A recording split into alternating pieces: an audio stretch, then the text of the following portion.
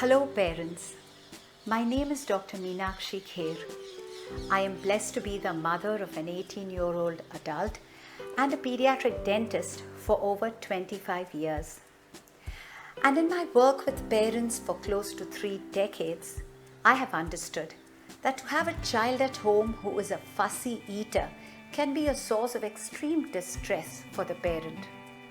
So here's 10 tips to help make mealtimes more fruitful and more fun for your child and for you. Just because your child looks smaller than their peers doesn't mean they are eating inadequately. So here's tip number 1. Have you compared your child's height and weight with the local norms? If the values are in the normal range, then you can relax, and you must. As a hassled parent, it is not uncommon to look for someone to blame. So who should take the blame? Here's tip number 2. We must stop blaming the child. Because most often it's us as parents who encourage a particular type of behavior in our children.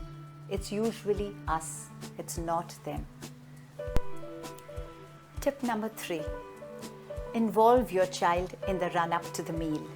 Take them shopping for food produce, let them help you choose vegetables and fruits, and have them help you with cooking in any little way that they can. Tip number 4, and this one's easy. No screen time while eating. And the rule holds good for everyone in the family. All the adults, all the children, no screen time while eating. When we talk to our children about food, let's involve them with all their senses.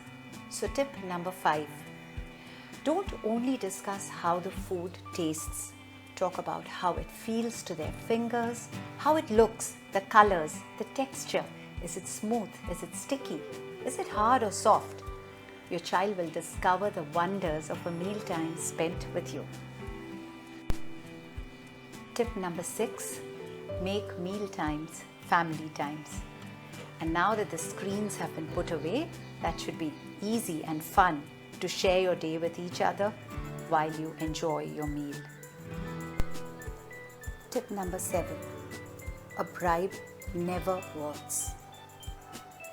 Eating is a simple daily activity and a responsibility that is expected of everyone irrespective of age.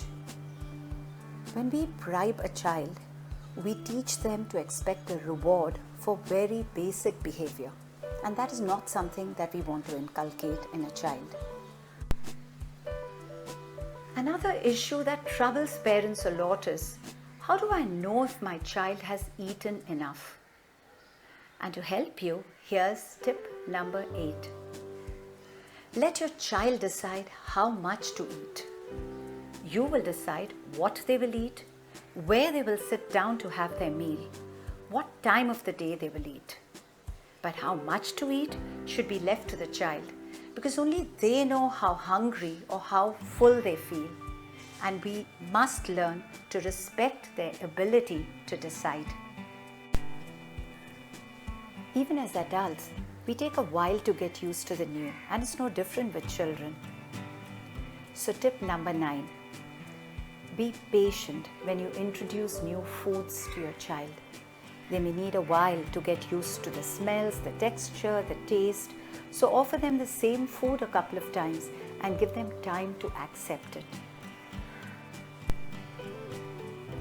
Whether we realize it or not, our children are watching us. So we must lead by setting a good example. So here's our tip number 10 for you. Your child will follow your example, not your advice. We cannot complain that our child loves junk food if we eat it too. We must lead the way for our children, and sometimes being a parent includes sacrificing some of our most loved foods. We hope you found these tips useful.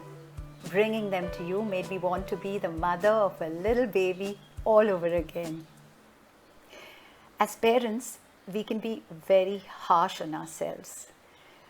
But as Sue Atkins put it so beautifully, there is no such thing as a perfect parent. So just be a real one. All the very best with your parenting, and thank you so much for listening. This is Dr. Meenakshi S Kher from the Happy Tooth Clinic for Kids in Mumbai.